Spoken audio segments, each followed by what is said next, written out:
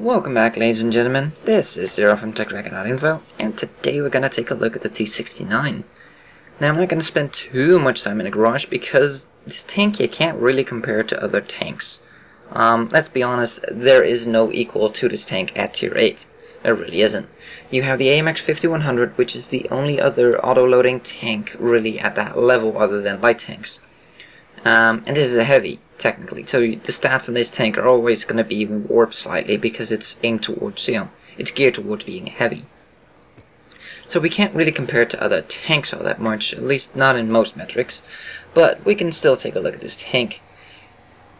When it's fully upgraded, it has 1350 hit points. Now, it's going to have the same amount of hit points as when you start with the tank because you do not get a turret upgrade. That's the first odd thing about this tank.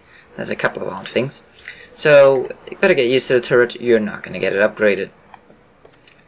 Gun choices. Two of them, we'll get back to that in a second. Engine. One big thing to note, this thing is sluggish. Very sluggish, or even slow. It's really bad with the stock engine. So, you might want to invest in getting this engine if you don't have it already. Maybe use free experience to get it. It's up to you though, but this engine is really sluggish on this tank. It's pretty damn bad. Difference between these two engines is 50 more horsepower, same chance of fire. You'll probably get a little bit more module HP on it as well. It's hard to say. But the weight of the engine is the same. The only sad thing is this engine only weighs 550 and this one weighs 771. So you're actually going to go up in weight, which is a bad thing, but oh well, nothing to do about it. Nothing you can do about it, really. So, yeah, you definitely want to upgrade that.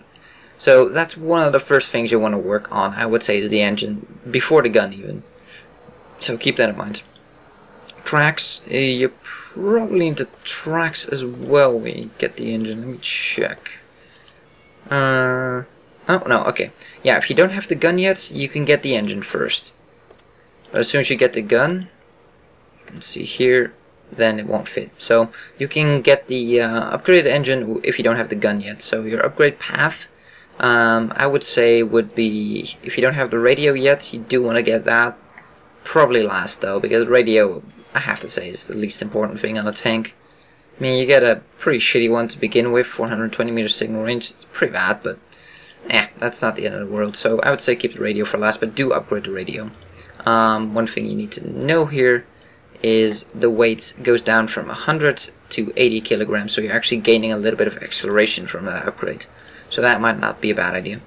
Anyways, yeah, upgrade path, engine first. First thing, engine. Then probably your tracks, last your gun. Well, third your gun, last the radio. That's probably the best path to go. Reason I say you can wait with the gun is because the stock gun on this thing is not bad. It's the same gun as the T71, as you can see down here. It's a pretty good gun, let's be honest. The T71 uses that gun in tier 10 games. This tank gets into tier 10 games. It's the same gun, just one tier higher, but T71 gets into tier 8 and tier 9 games all the time, so really this gun just works just fine, and you could theoretically even continue using this gun. Now there are some differences between the two. The T71 stock gun has 5 shells versus 4. The reload time is slightly faster on it between shots, and the complete reload is only 16 seconds versus 27. Penetration is 175 versus 173. Oddly enough, you lose 2 penetration there. However, the damage goes up from 150 to 240. So you're doing quite a bit more damage a shot. Accuracy is exactly the same. Aim time gets quite a bit worse at 2.9 seconds, and the weight goes up. So, what can I tell you about these guns? Well, the T71 gun, like I said, is a pretty good stock gun, and it will work for you if, not even if, it will just work for you. It's an autoloader, it's a good way to get more familiar with it, with the tank, because you're already familiar with the gun, because, you've played the T71. So, yeah, it's definitely not a bad gun to use. But as soon as you can upgrade the gun, go for it, because that 240 damage per shot is just nice, and it's just the thing with damage versus multiple, like this one has more shots and more rapid firing. I would actually the DPM on this gun is better as well. You can quickly check that. DPM with this gun is 1745, and with the stock gun, the DPM is 1934. So that's 200 more DPM with that gun. However, empty out one clip here, and it will take you about 9 seconds. 2 seconds in forced shells, 2 seconds in between, that's 8. We'll give a little bit of time for the actual firing and stuff, so give or take 9 seconds. And this one will empty out its clip in just shy of 10 seconds, so about the same, so about 11-ish to empty out the entire clip. However, you will have done 750 damage with this clip, and 960 with this clip. So you're actually missing out on quite a bit of damage with this clip, and it takes you slightly longer to actually deliver the damage, while this one can do it in a shorter time span. However, you have a bigger cooldown after that, as it were. So your burst capacity is way higher with this gun than this one. So in some situations, having more shells might actually save your life and might get you the extra kill. In a lot, and I would say most situations, having the bigger gun with more damage per shot and better burst damage in total is going to be the bigger, win. The tooth penetration you miss, nah, don't even worry about it. You're not going to really notice the difference.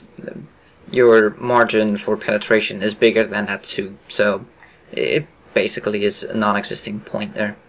Accuracy, 0.38 is not great, but it's the same on both guns. Aim time is pretty painful though, and that's why I went with a gun laying drive as well as a vertical stabilizer and vents.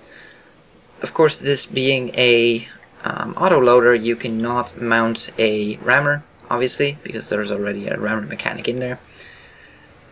And as for the equipment, yeah, I would probably say go with this. I use mine on the move a lot, and that aim time is just long, the 2.9 seconds, let's be honest, it really is. So I prefer to be able to fire this thing a lot more rapid and just get that aim time down. So that's why I went with the double aim time reduction. That's just me, but it works pretty well. As you can see, I have a pretty good crew on the thing. Brothers in Arms and 6 Sense crew, and working on repairs right now, so pretty damn good crew. One of my best crews that I have, and it definitely helps. But anyways, that's more than enough for me mumbling. Let's take a look at some gameplay. And here we are with some gameplay. As you can see, I am joined by Lola, and we're both in T69s. Now, if you think one of these things is nasty, then two of them is very nasty. And we're not really gonna show you that all that well-ish in this game. Could have been a little bit more cooperation, but as you can see, my reload time with a good crew and events is 24.76 seconds. Did that windmill just flip? Did I just see that? I just glitched all the way back. Anyways, and yeah, this is the speed you're gonna get in this tank as Lola gets stuck on the slope of a hill there. I hate that. I hate this physics so much. Anyways, as you can see, it's really not the fastest tank on the planet.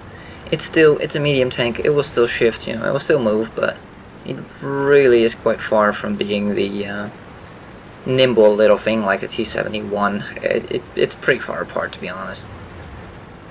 As you can see, I do have camouflage on my tank because I do intend to keep this. It's a fun little tank to play. It's an autoloader. You're gonna have to get used to the gameplay. You cannot play this tank like you play most other mediums. You need to have an exit strategy at all times, pretty much is what it comes down to. And yeah, combine that with this tank not being the fastest on the planet, it makes it quite difficult to pull it off sometimes. And Lola just puts in her first shot. Did she put in 2 already? No, just 1. Well, she's trying to put in a second, but... So, decide to move up here a bit, since nothing seems to be happening. Can't see him. I'm just careful, because the thing with this tank is, if you're caught out in the open, and you can't finish them off in one clip, they are more than likely gonna hurt you badly. Okay, oh, look at what we have here. It's a leopard. And we just bounce a shot. Not sure if this is a good call, but I decided to stick around a bit. Oh crap. We bounced a shot from the T32. Put one in on the move, and he puts one into us as well. I'm not sure where that first shot bounced from. Let's see if we can spot it. That's where it went in. Oh shit, oh shit, oh shit. Damn artillery. No, I'm not seeing it. I'm not sure where it bounced off from, but yeah, right there is proof this tank can bounce. Yeah, it's just it's hard to describe this tank if you haven't played it. I know this is a review, but it's really difficult, and I do really want to tell you to try it out on a test server if you can. But as you can see here, up to this point I was helpless. I had to hide, and the thing with this tank is you need to hide well. We don't have a shot, and given your penetration and your accuracy, or rather your aim time I should say, you don't have the luxury to do a lot of things that other people can. And one thing that I've told Lola to do as well, and that I always do as well, is always let your team know when you're reloading. Always just hit that key, tell them you're reloading, because a lot of people just don't understand autoloaders. And if you say, I'm reloading for the next 26 seconds, at least they'll realize, like, oh, he's reloading. You know, maybe I can't expect support from him right now. Shot was slightly low. Hit there. Not sure if it actually penetrated. Finish him off. Nope, because we're on reload. And that's what I mean. This tank, it's... well, not just this tank. It's pretty much autoloaders in general. Once you're reloading, you're helpless. You cannot do a thing. And that dude just got nailed there. I think Lola just barely got away from that shot. Not sure if it was aimed at her or not. Oh. Bit of a lag spike.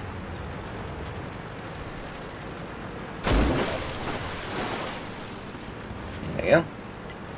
Not sure what these lag spikes are. It's new. I need to investigate that. Anywho. As we're moving up here into the town, you're going to see some problems with penetration. Yeah, and accuracy actually. We'll get to that in a bit. So, that's the accuracy for you. And we don't have a good shot on him. Dang it. That should have been a killing shot, but yeah, this thing on the move, even with a vertical stabilizer and with a good crew and the vents, and it's still just not great. It really isn't. So I've decided to flank around here to put some shots into this Pershing here. And we're just too slow. I just couldn't figure out where he was because of all the damn terrain around him. And yeah, that was always gonna go in. Okay, we have a Tiger here, but I only have one shell left. But this is one of the dilemmas you're gonna have in autoloader. I have one shell left. Do I go for a reload? In most cases, I would say yes. Always, always, always get your clip filled. Put one shot into him, and Lola finish him off. Nice. And we have some more frame rate issues. Dang it! That's really annoying. I don't know what it is, but my video card plus World of Tanks do not like each other at all. It's insane. This video card should be able to render this game at about 100 FPS.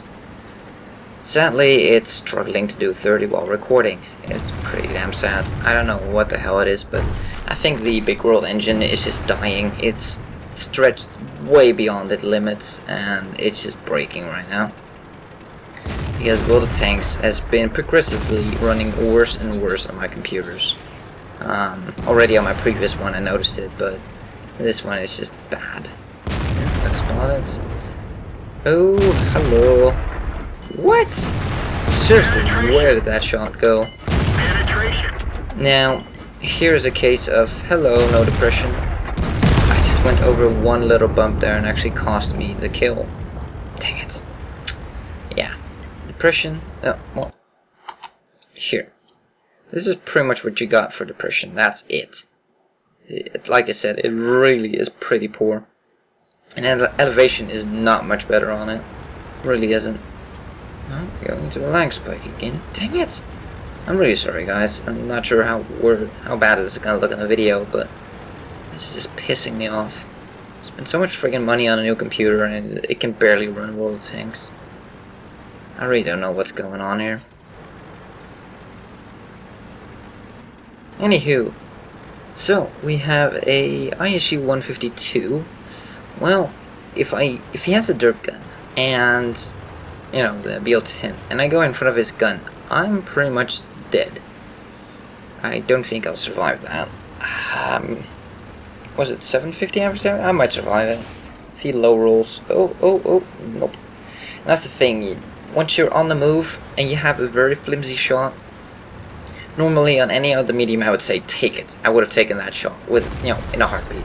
However, I'm in an autoloader. All I got is those 4 shells, and then I'm out of the game for almost half a minute. I don't have the luxury to throw a shot away. No, we lit him on fire. And we finish him off. And we go for the reload. That's something you're gonna have to learn. Every time you finish an engagement and you know you're semi-safe, go for that reload. It's a pain in the ass, but always go for that reload. There's the damn issue again.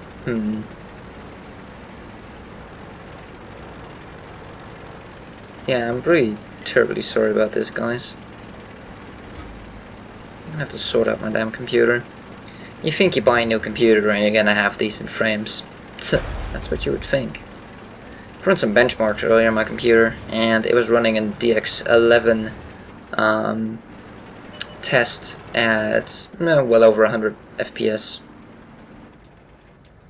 And I'm struggling to play this game at 30 right now, or record at least. I mean, playing is a little bit better, obviously, but it's just sad. I'm just not quite sure yet what it is, why it keeps screwing up like that. Oh, there's 2 separate issues, but that's beyond the scope of this video, obviously. Anyways, M4A3E2 gets finished off, and now we're just looking for an 87. He was spotted last here, but and now you're gonna see one of the limitations of this tank. Where is he? There's the damn lag again. Wow, it's really bad right now. Oh, just got spotted. Oh, low ground. I was trying to get into the low ground as fast as I could, but there he is, he's sitting in a bush, and we get ammo racked. That's a secondary issue with this tank. I'm trying to just sort of wiggle here to get out of his, and that's the accuracy for you. I mean, finally we put one in, and we get killed. But Lola finished him off, so if you need to make fast aims at long distance, forget it. Not gonna work. Let's take a look at the stats. So, this tank in short, it has a little bit of an ammo rack issue. It has depression and elevation issues. But on the plus side, it's an autoloader. It has about close to 1,000 damage burst in 10 seconds you can do, just shy of 1,000 damage. And it's an autoloader. What more do I need to say? It's a fun tank to drive. It's even funner to drive this in cooperation with somebody else. As you can see, we did 3,000 damage in that game, so we didn't do too bad. And that was only 963 experience. That was good enough for a, was it second class? Third class? Second class. So, you know, that's pretty, yeah, people do really well in this thing. But then again, a lot of people spam just heat, so yeah, it's a bit difficult. But anyways, again, beyond the scope of this video. Yeah, this tank, it's a lot of fun to drive. It can be amazing to drive. If you get caught out with your in your reload time, you're screwed.